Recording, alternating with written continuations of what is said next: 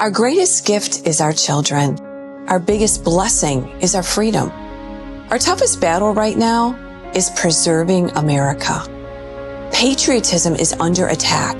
The liberal culture has decided that America is no longer great, that celebrating our country is offensive, and being a patriot is no longer admirable or worthy.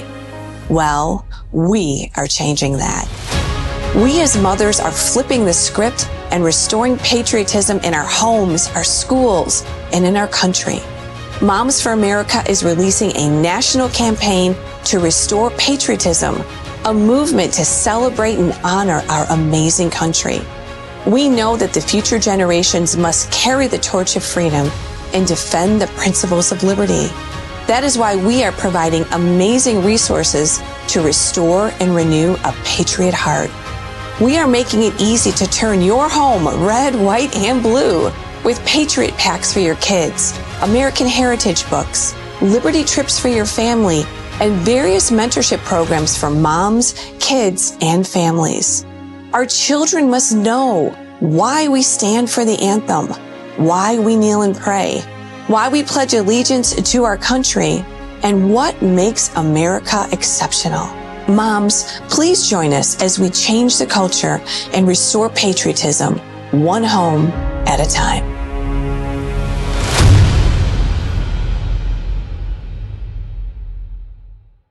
Got it. Thank you. Welcome, everyone. I know all of us are resonating with restoring patriotism. We know how important it is as parents to carry the torch of freedom into the next generation. So first of all, I want to thank Karen. I don't know, she probably went out there to go fight the bad guys, but she did such a great job putting this together with Dr. Kelly Coles and Tara Nielsen and their whole team. So thank you. We all know what kind of work goes into putting an event like this together. So thank you, everyone. Just real quickly, Moms for America has been in existence since 2004. We have about 500,000 moms across the country in our network. Our mission is to reclaim our culture for truth, family, freedom, and the Constitution. Our threefold mission is to empower moms. We love the dads too, by the way, but we're mama focused. We say that we're the women's group that actually loves men. So we're pro dads, we're pro men, we got no problems with the boys. All right, but anyways, we're also here to promote liberty and to raise patriots. Restoring patriotism is just an answer to the culture problem that we have. This is one of our campaigns, our biggest campaigns yet, to really bring the principles that our country was founded upon to every home in the country. It is time to stop playing defense here in America, right? It is time to bring patriotism to the forefront of our homes, in our schools, and in our communities. Restoring patriotism will bring back the heart of America to every generation. That is our goal. That is one of our goals at Moms for America, restoring patriotism in every home across America. We have all kinds of lessons and resources available for our moms. Our signature program is called the Cottage Meetings, which teaches the principles of liberty. It's kind of like a Bible study for liberty. There's 12 classes together, so we offer that for our mamas. We also have just started a Liberty Kids Club. So today is Saturday, right? I'm so mixed up on my dates here. But today, we have 143 families across the country getting together in their homes to teach the principles of liberty in a kids club. So we're trying to take it to the streets and change the culture. I don't have to tell this crowd how important this is, but we are here to encourage you and basically say, you are the greatest influencers of your children. Moms are the heartbeat of the home. And we just want to encourage you and provide resources. We have podcasts. We have everything you can imagine on our website. So I do want to let you know it's momsforamerica.us. Again, we are here providing resources for your home so you can take that to your children. You know, we say healthy mama, healthy home. Doesn't mean perfect mama, perfect home. But if we invest in our moms, we know that we are investing literally in the next generation. So to you moms that are in the crowd, to the moms that are training and teaching and nurturing their children, remind them about America, Help restore patriotism in your home. And again, from our podcast to our resources, we have a lot of information on our website. We want to be an answer to this culture. So welcome to Moms for America. If you haven't been a part of our team, this is as hard as it is to become a member of Moms for America. Go sign up for our newsletter. Welcome to the tribe. Super simple. I do want to just mention that Tara Nielsen is in the back there. She's been one of the servants here. She is our new state liaison for Illinois. Yep. And then Dawn Damiani is around here too. She is our Will County coordinator. And I don't know if Emily has made it in the house yet. Emily is our Grundy County Moms coordinator. So we have a team. We have about 7 counties that are open here in Illinois. The other thing which you're going to hear about today with Dr. Kelly Coles is you're going to hear all about our Empower Moms segment of Moms for America. This is where we help provide the answers for education. Whether you want to homeschool, we have a home to school mentorship. We have all kinds of classes and information for you in your journey if you decide to homeschool, if you do the public school exit, or run for your school board. We help you in all the issues and educational pieces that you need. Social emotional learning, critical race, parental rights, all that is on our website too with Empower Moms. So again, we want to be an answer. For those that are running for school board here, we would like to endorse you. If you want to go to mfaaction.com, mfaaction.com, our action site is now doing endorsements. So we want to help get you endorsed and get you publicized in the community. We want to stand behind you as a school board candidate or what other candidates you are and help get the word out about you. Alrighty, so I think you took my phone. But that's okay. That is my phone. Yes, I've got a quick introduction to Dr. Kelly Coles because. Oh yes, real quick. On off with the glasses. Oh, tune in for Black and Right with John Anthony today on your ride home. AM 560. The Answer, 4 to 7 p.m. John, we love the show. Thank you for being so awesome. All right, I'm going to kick it over here to Dr. Kelly Coles. Kelly and I have been working together a few years now. She is on our national team at Moms for America, so I'm just going to talk about you at Moms for America because, you know, we're the girls. So she is our senior director of the Moms for America School Board Initiative. But along with this, and this is why we are working with Kelly, Moms for America has partnered with her and her organization because of what she's doing. Dr. Kelly Coles is an involved freedom activist, an educator, and a businesswoman. With her extensive background in the fields of healthcare and education, Dr. Coles has seen politics and public education change in ways that many citizens do not fully understand, unfortunately. She alerts citizens to those changes, and she empowers citizens and parents to maintain an active involvement in public and school matters by taking personal responsibility of their own lives and children's educational needs. Wait till you hear her presentation. It is amazing. She is the leader of the National School Board Leadership Council. She travels the country educating the public on how to be an effective school board member, right? We say to everybody, go run for it, go win it, then what? We need to train you, we need to help you, and we need to come beside you. She also talks about the education cartel and why education is failing our students. She not only talks about the problems, but like Moms for America, she's here to give solutions. She's going to be the MC today. She pulled a lot of this together. Let's give her a round of applause. And thanks, everyone. Oh, also, if you want that Patriot Pack that we talked about in the video, 25% off. That Patriot Pack, you bring it home, you send it, you give it to your grandkids, you give it to your children, and it's an avenue to restore patriotism in your home. God bless you guys. So I'm going to try to talk loud. Thanks for the introduction. Thank you all for being here today. I'm going to be the one introducing our speakers. I hope you stay until the very end because we have some magnetic, awesome experts. and I've had them speak at other summits. So I was the one that set up the speaker list. Unfortunately, there's a couple of them that couldn't make it, but you will not be disappointed in their replacements. I'm telling you, we've got some great speakers today. The first one I met a couple years ago, came highly recommended as a speaker for these education summits that we are trying to do across the nation just like this. Her name is Dr. Beth MEYERS. She's an independent research consultant and education advocate. She's nearly 32 years experience in education, 20 of which were as a public school teacher and in-service developer or facilitator. She worked as a consultant in the development of a new private Christian school in Louisiana, where she lived until 2019.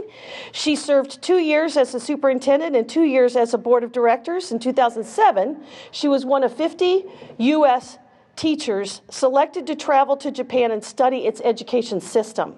She has worked as a researcher in the U.S. Department of Education, and she's published many, many articles. She received her doctorate from Southeastern Louisiana University, where she was awarded the Outstanding Dissertation Award for her research and efforts of political culture and education policy. She has worked with numerous legislators on education issues and helped draft a data transparency bill, which was signed into Louisiana law in 2014. She was recently elected to a seat on her county school board. She is a strong advocate of classical education and advocate for parents' rights. Thanks for her speech today, and everybody welcome Dr. Beth MEYERS. Good morning. Can you hear me? It's a commercial, isn't it? Can you hear me now? How many of you know of Auburn, Illinois? That is my daddy's hometown. So I am connected to Illinois. I have a lot of family here in Coal City and in Napierville, how's that? Okay, and in Romeoville and in Joliet. So I have Illinois connections. So when I was asked to speak here, of course, Chicago kind of was like, sorry.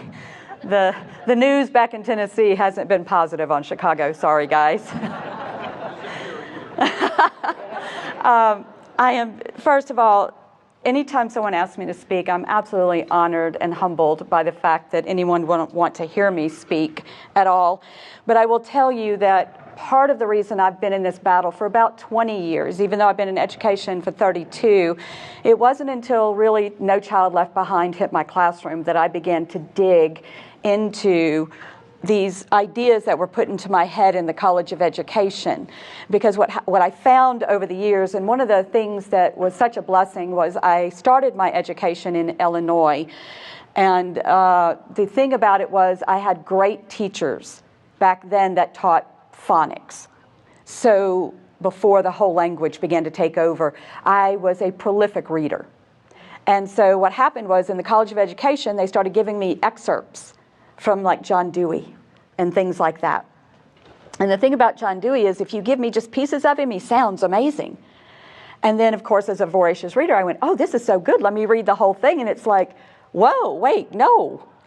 I didn't sign up for that because he was a socialist. He was one of the developers and signers of the Humanist Manifesto. And so it was then I began to really start digging. And then when I went for my master's, I began getting these other postmodernists. And it just, at that point, you know, when you start reading and then how many of you have been down the rabbit hole? Okay, you know what I'm talking about. You read this guy and then he mentions somebody and then you go read him because he mentioned him and then you're down the rabbit hole. And so as an educator, my passion was for at-risk kids because I was one of them. I had a very difficult childhood. I love my parents and they're good people, but they did the best they could with what they had at the time. In a poor family, traveled a lot in 10 different schools before I left middle school. So I had a heart for at-risk kids, but I also am a prolific reader of Soviet history and Soviet literature, and so I went down that rabbit hole of communism and socialism and all of that, and I just love this country. I love this country. I can't say that enough. We have a country that's different from every country in the world. Every country in the world. And I wanted my students to know that. Yes, we talked about the difficult stuff. Yes, we talked about slavery. Yes, we talked about those things. But we also talked about the fact that we're trying to make it a more perfect union. We address our flaws, and we try to make them better. We don't sit there on the side of the road and suck our thumbs and say, well, we can't fix it. It's just like this. I just don't buy into that. And so I tried to teach my children that they had a history, but that history did not define who they were. And that was important to me. And then what happened was, as I retired and ran for State Board of Education in Louisiana, that's when Common Core came in. And I began that battle at our state capitol in Louisiana. In 2019, I moved to Tennessee, and all of a sudden started seeing Tennessee adopting policies that Louisiana had already adopted. And so even though I said I would never do this again, and that I was getting out of the battle, how many of you have said that one? And how many of you doubled down?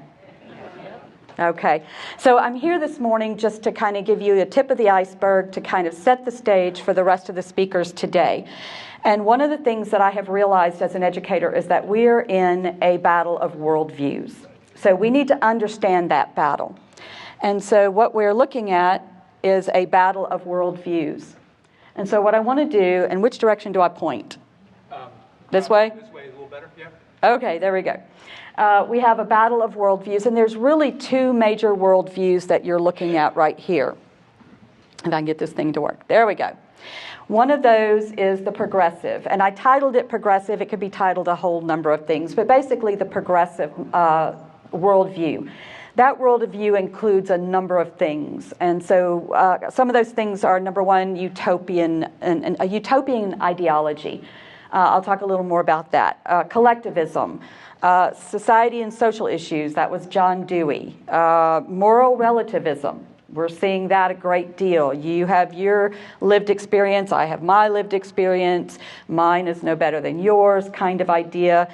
And then utilitarian, I'm going to talk a little bit about what that is. And then a naturalistic. Now that's very similar to what happened in the Soviet Union with their kindergartens. It was really interesting to read a book called Small Comrades about their kindergartens, where just let the kids be kids. How many of you ever have seen it? One of the ideas is that they'll grow into being good people if you just leave them alone. I had 5 boys that I raised. Do you want to know what my house looked like when I left them alone? That's a fallacy. Naturalistic, somehow they will naturally become good people. Well, I naturally used the holy spoon. Okay? The next worldview is the worldview of classical liberalism. And that is the view of our founding fathers. It's this idea of individualism. Now, we have to be careful that we are not talking about individualistic versus individualism. We're not meant to be islands, and we're not meant to be so individualistic that we infringe on other people's liberties. There's a difference, and I think that's where the opposition, for lack of a nicer term, opposition, wants to say that individualism is individualistic, that we don't care about anybody, and that's a fallacy. I would venture to say many of the people in this room support a lot of charities, they support their neighbor, they support a lot of things, they volunteer, probably more than the people who are in opposition, I would venture to say. Individualism, self-reliance, not saying that I can't do something because somebody else tells me I can't do it. That we have agency, that we have morals based on a set of absolute values. And I will tell you up front that my moral values rest on the biblical worldview. But even when I was an atheist, the country still rested on Judeo-Christian values, even if I didn't know that. And so when you look back on our country, those Judeo-Christian values are the ones that helped us become better people. And a lot of times we hear about the church and all the bad things about the church, but one of the things people don't talk about is the fact that the church helped women be more than chattel. Because if you go into the past, even today, but if you go really in the past and you go to the Greeks and the Romans and you go to all of these older cultures, women were not valued. And yet it was through the Bible and through the church and through the Christian worldview that women became valued by the words, and we can read that, you know, in the New Testament of how we're to be equals with our husbands. We're, by the way, women, when they throw that, you know, submit thing at you, what is the next line? And you love the wife as Christ loved the church and what? Died for it. So a lot of times that gets taken out of context and thrown at me. You know, when I talk to opponents, they'll throw that at me that somehow that, you know, I'm submissive, or I would really say subjected is what they try to say, and it's not what it is. So what is it that the purpose of education is? I say that there are three purposes of education. According to the progressive model, social engineering and workforce development. That's different from vocational education, okay? Two different things. And then the well-educated citizen, that well-rounded citizen that gets promoted under classical education. When we're talking about social engineering, what exactly is that? Just a brief definition so that we're on the same page. By the way, whenever somebody throws a definition at you, a word at you, a terminology at you that's a little, can be taken progressively or classically, you make them define it. So if I say social engineering, this is what I mean by it. I'm giving you the definition. Basically, schools are viewed as vehicles, and that's a key word, to solve perceived social and political problems. Workforce development is defined as schools viewed as vehicles to solve economic problems. I'm not talking about preparing kids for the workforce. I'm talking about when the school and all that goes on within the school with your child, grandchildren, is perceived as using a child as a hammer or a screwdriver or a nail to fix problems that they didn't start to begin with. Yes, we need kids to know about the world and we need to teach them, but it's not, for example, if you go to Rhode Island, for example, where they are, a lot of the kids are not even graduating out of, I think it was Providence, Rhode Island schools. You have a very low graduation rate, but at the drop of the hat, all those kids will show up and lay down on the Capitol steps, not even understanding why they're doing it, okay? That's what I mean by using them as hammers to solve problems. Okay, and I'm going to go through what that looks like. The well-educated citizen I define as this: the model of education that encourages students to develop their individual potential in order to direct their own futures, and it is knowledge-driven versus psychologically driven, which is what the schools have become really today, is more psychologically driven. Now, having said all of that, The Critical Turn in Education is a book I was first introduced to by James Lindsay. Does anybody know who that is? Okay. If you want to dive down a rabbit hole.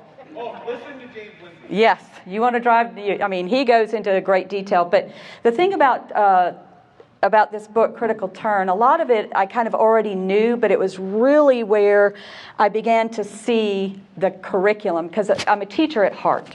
That's where I'm at. I love to teach. I love to teach kids. But the critical turn in education is basically this idea of you have these people, and I would venture to say that every opponent that you are seeing there or abroad or in your own community of this has an idea in their head of some utopia. I don't believe there's a utopia on this earth. That's why I can't jump into that. There is no such thing. In fact, Thomas More, I think, is the one that brought that term into being in his book. And basically, if you know what the Greek for utopia is, if you break it apart, it's two words: no place. I mean, in the word itself. And yet you have, the Marxists, and you have all of them. They have an idealized view of reality, and which is not going to happen. And then what they do is they compare today, what's happening today, with this thing up here, this worldview, kind of like when they said that if you leave kids alone, they'll become these sweet, nice toddlers that don't take your toys away. They'll just naturally become that, okay? And then what do they have to do to engage in activism to bring that utopia about?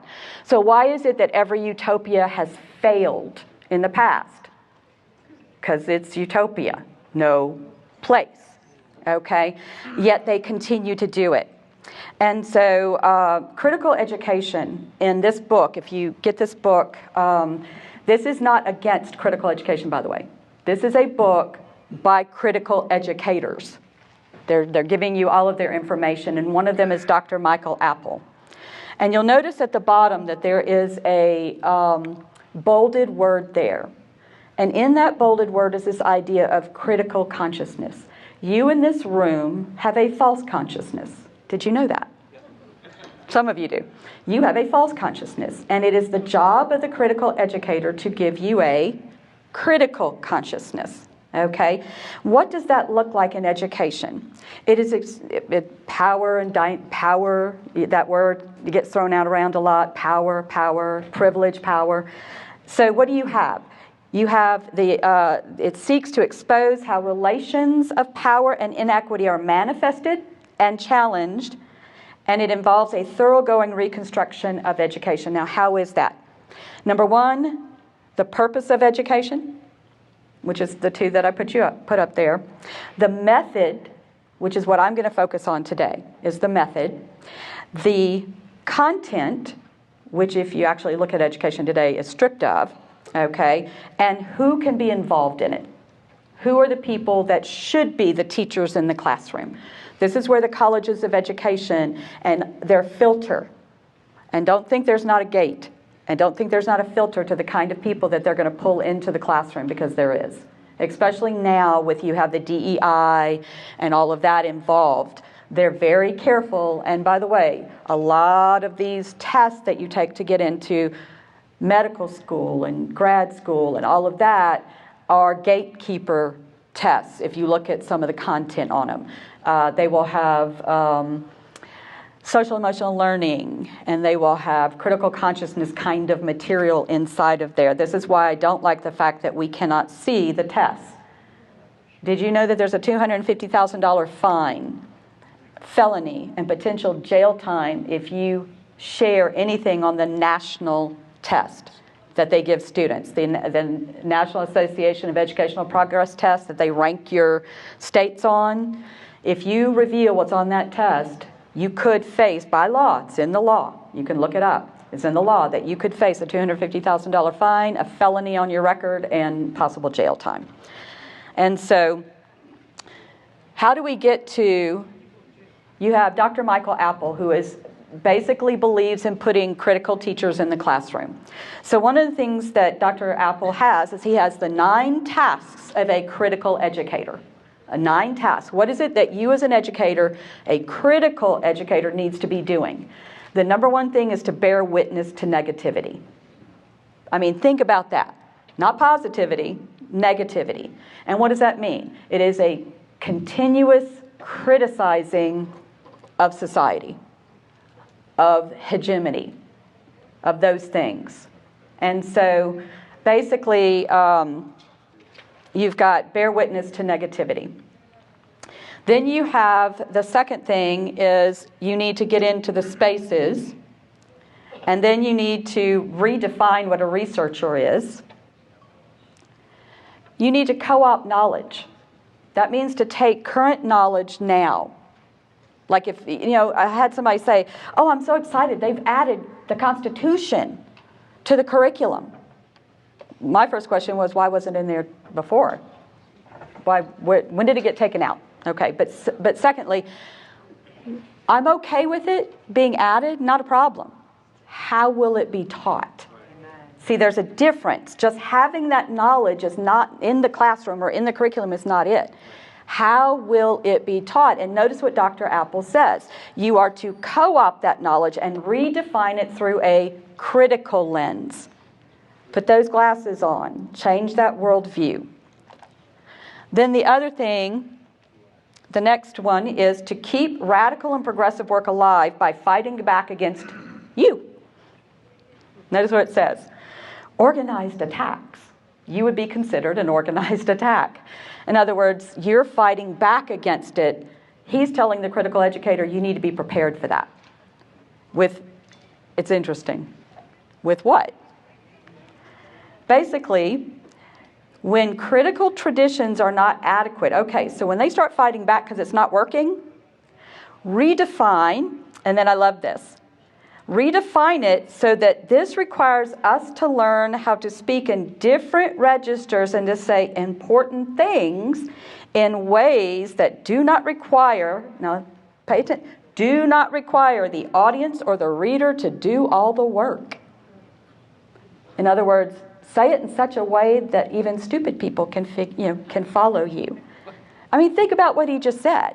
Say it in such a way that the reader or the audience don't have to do all the work. Well, what is the work that you don't have to do? You don't have to what? Okay? Which I think is very insulting, by the way.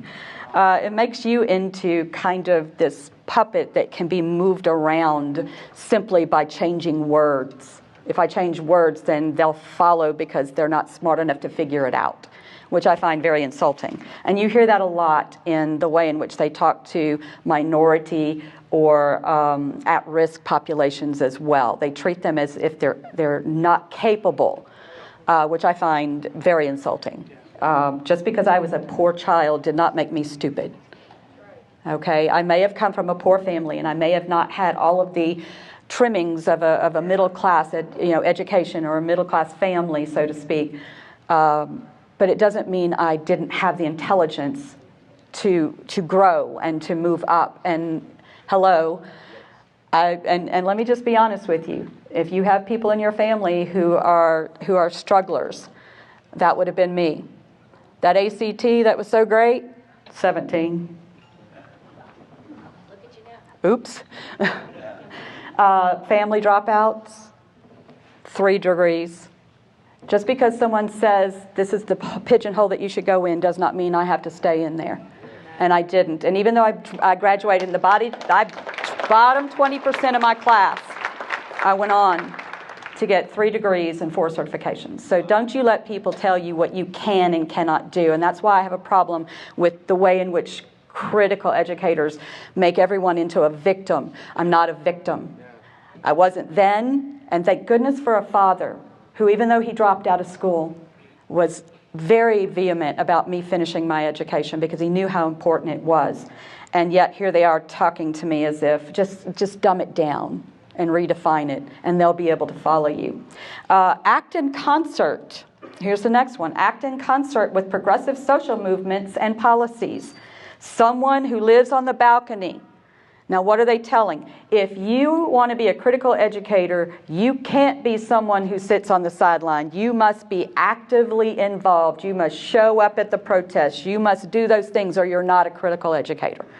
And again, what are we doing? We're talking to potential teachers. We're talking to future teachers if they're being educated under Dr. Michael Apple's 9 tasks.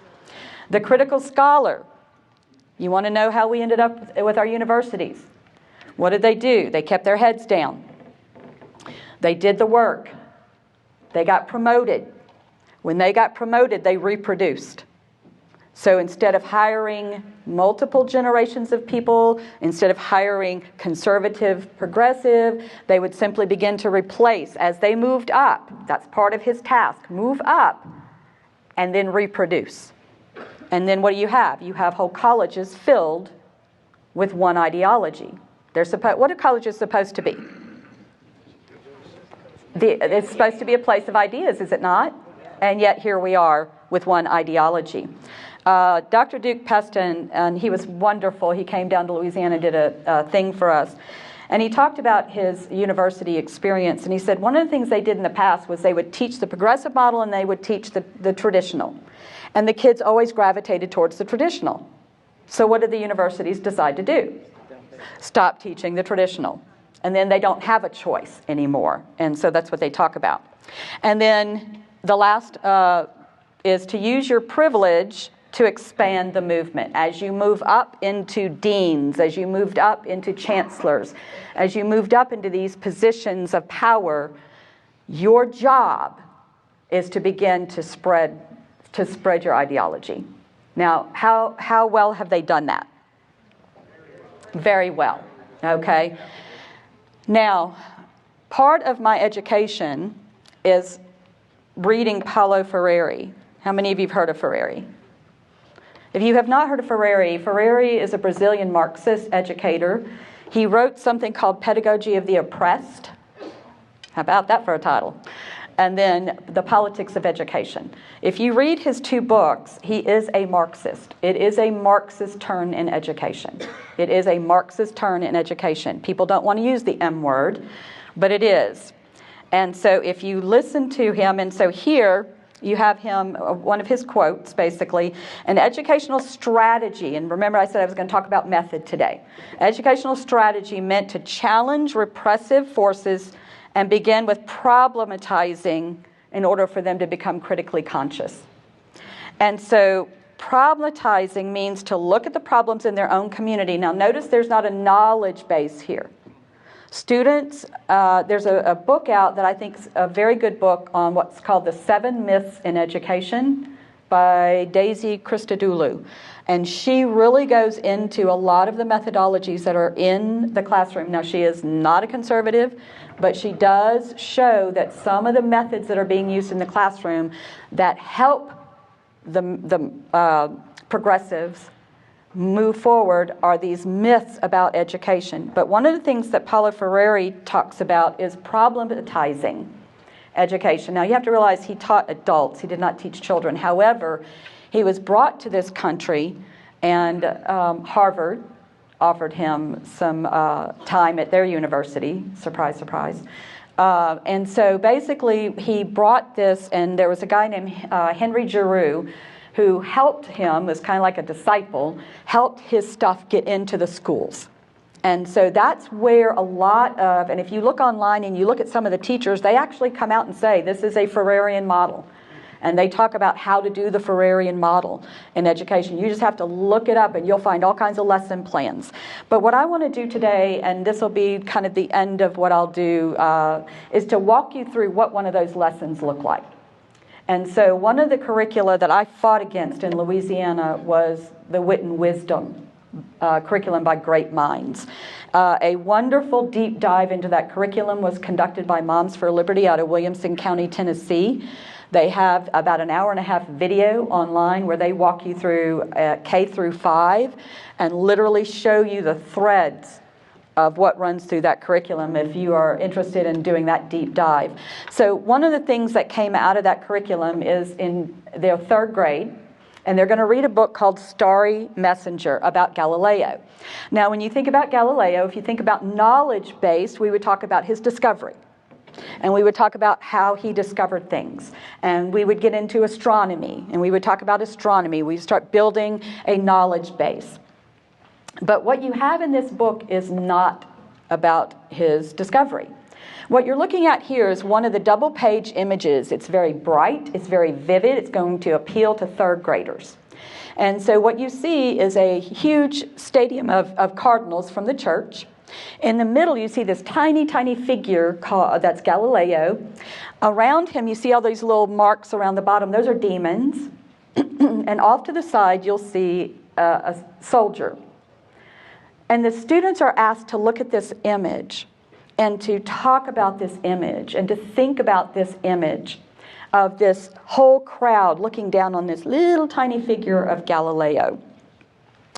And then you have the teacher's manual. And these are the things that the teachers are expected to do with the students. The first thing that Paulo Freire does is he says, give them an image, get them involved in the image, have them looking at the image, now start putting words with that image. In this particular case, they put the word tradition with that image. And what you'll see in this is that they will connect tradition to the church, and then church to the fact that Paulo Freire is being tortured and punished and kept on house arrest. And notice the word tradition is in there. And so these are actual pieces from the teacher's manual. And you will see them talking, they'll take words. For example, as a teacher begins to build, so we're going to have a discussion. And the teacher has the workbooks for the students. And you'll see within the workbooks, they'll choose specific sentences. And usually those sentences are things like torture or punishment or whatever. So in one case, in fourth grade in this particular curriculum, which by the way is very likely to be in your state somewhere because it's in every state. And so in one case, there's a fourth grade lesson plan. And in that fourth grade lesson plan, the students are going to read something called George versus George, which sounds balanced, King George versus George Washington, right? In the middle of that book, students are introduced to the terms torture, rape, and basically skinning people alive and creating clothing out of those skins. This is what fourth graders will be introduced to at that time period. Now, you give a fourth grader the word rape. He's going to come home and you're going to have a conversation about what that means. Or they're going to take whatever was given to them and never tell you about it. So it's really important when your kids come home from school and you say, what did you do today? And the kid says, what? That you ask specific questions. That you say, in English, what story did you read?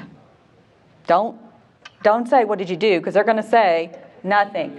I taught for 20 years, and I can promise you, one of the things they griped about with me was we worked from bell to bell. We didn't have rest time. When the bell rang, we started. When the bell rang, we ended. That was the end. You didn't get to put your books up 5 minutes before. We worked from bell to bell. And yet, parents would tell me all the time, my kid came home and said, y'all didn't do anything today. Ask specific questions. What story did you read? Who were the characters? What did they do? Ask very specific questions. So here we have teachers, they're going to be given lines about how he had been tortured, how the stars went out of his eyes, how the church, you'll see the words church, and you'll see all these words connected. And remember, they had the big picture. Remember the big picture? Because kids are very visual. Big, bright picture. More, and these are pages, by the way, page after page after page after page. Even the grammar lesson had these sentences in it. If you look at Wit and Wisdom, and if you do go and decide to look at the curriculum, look at the teacher's guide, not just the student workbook. Tell them you want to see the teacher's guide. And so you have all of these different... do you see all the underlined there? I have it highlighted for you. And what do you see over and over again? Tradition and church. Tradition, church. Tradition, church. If you have 15 pages of this, what do you think the kid's going to come out with? A knowledge of Galileo's discovery? It's an over and over. And this is really interesting.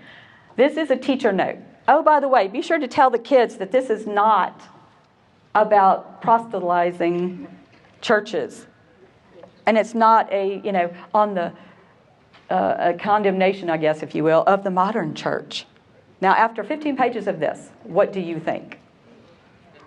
Do you think that this is going to make any difference?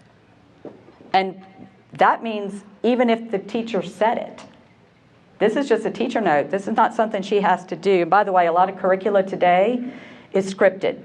The teachers cannot deviate. There's a teacher in Williamson County, Tennessee that got slapped down because she deviated, I think, by one word. And she got basically suspended. And so are your teachers free to really teach? Or are they scripted? And if they're scripted, then there's a reason they're scripted. And those are questions you need to ask. Now, here's another one. This is where they're going to do an assignment. Now they've gone through all of this. Now they're going to do an assignment. The assignment is to write an essay. Third grade. Remember, this is third grade. Write an essay. And what do you notice? That the topic is If you look at the bottom, here's the topic. First of all, they give them a specific page. They don't say, okay, we've read this story. Why don't you write an essay on what you think about the story? What you see here is a very specific, for third graders, topic. It says, everyone could see that the stars had left his eyes. Write an essay explaining why the stars left Galileo's eyes. And oh, by the way, in order to fulfill our standards, you must use what? Facts, definitions, and details to develop the topic. Where is that going to come from? The book, which the whole thing was about, oppression.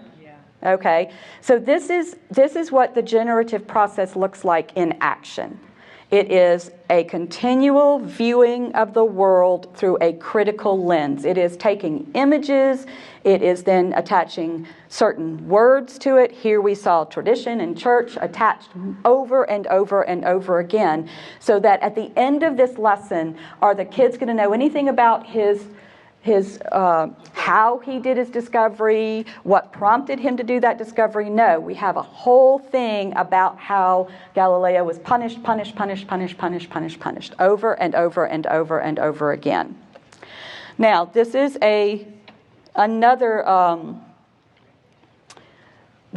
curriculum called EL Education out of New York City.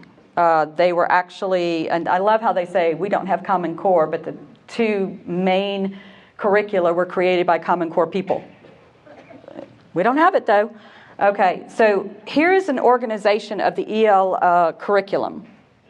So in third grade, we're going to explore literary classics. Aren't you excited? They're going to read Peter Pan, read the teacher's manual through the lens of race and gender. They say it, not me. It's in their book. It's in their documents. And in fourth grade, responding to what? Inequality. And then in the next, what is it? Human rights. Where do you think that's going to go? Athlete leaders of social change. And then American Indian boarding schools. What do you think that's going to be? And I can tell you, just by looking at curricula after curricula after curricula after curricula, this is not unusual. My son came home from school, and he brought me, I was retired, I was working on my doctorate, finishing it up, and he comes home with a textbook, and it's from Springboard by College Board, who, by the way, does all of your advanced placement courses, and who also does the SAT. And so he comes home, and the very first unit, and I taught American literature, and that's what it was supposed to be. I taught American literature, and it basically, the very first unit was the American Dream, and it was filled with how America has failed over and over. Poem, She, America, feeds me bread of bitterness and sinks her teeth into my throat. Paraphrasing it, but that's basically what it said. America moldering in its vulgarity, followed by nickel and dime, not getting by in America, followed by Barack Obama's 2004 Democratic Convention speech, followed by 11 pages of Dan Rather. Needless to say, I told him he had to come home and take it with me at home. So this is not American literature. So here is a purpose by the company EL Education. And what do you notice within this? What does it say? Its number one priority is anti-racism. It says we will stand against anti-racism, and it goes into this long, you can see it, diatribe on how to make more explicit, empowering and power and all of that within. This is their own documents. You can go to their website and pull this down. This is in their own documents. Professional development. What are we going to do with our teachers? We're going to make sure that they're anti-racist and that they teach anti-racism. By the way, if anybody talks to you about anti-racism, I'm sure you know today, define what that means. Because what I think of anti-racism and what you think of it might be two totally different things. Because I think of anti-racism as in no racism whatsoever. Not let's do it to each other just in the opposite direction. Okay? That's not anti-racism. Anti-racism is, in my view, the biblical worldview. Love your neighbor as yourself. That's my biblical worldview of what anti-racism is. That is not theirs. Their worldview is from the oppressed oppressor. And so, what do we have next? We have their position statement. And what do you have here? Over and over again, every single one of them. And notice the word, critical consciousness. This is a very specific critical consciousness. What do we connect critical consciousness to? Where's that from? Marxism. In order to develop a critical consciousness, you have to be Marxist. If you look at Ibram X. Kendi, do y'all know who that is? Okay, anti-racist. Ibram X. Kendi actually says within his work that in order to be an anti-racist, you must be an anti-capitalist. That's what? Marxist. Okay, so it really comes down to what exactly is happening in the classroom. Because here's what will happen. They'll give you the book, and they'll say, here's what we're teaching in our classroom. And they might have America the Beautiful in there, which they did in my son's textbook, surrounded by all of this other stuff. And they'll say, see, you have America the Beautiful. The problem with that is this. Let's hypothetically, you give someone a, let's say a hospital buys 300, because this is what you're going to get. We spent $2 million on that. If you give a hospital $300,000 of medication, but you find out a drop of poison has been placed in those vials, will you use that medicine? I would hope not.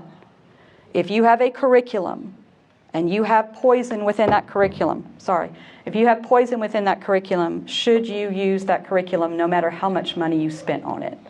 My answer to that is no. And that's the problem with education today. And let me leave you with this.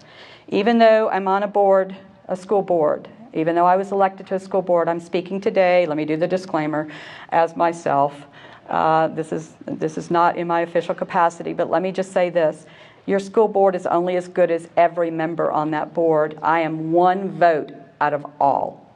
That means I can vote a certain way, but if everybody else votes against me, it does no good. Your board composition has to be the kind of board members that you want across the board. It can't just be one or two. Thank you so much for your time. I hope this helped. Y'all have a great day.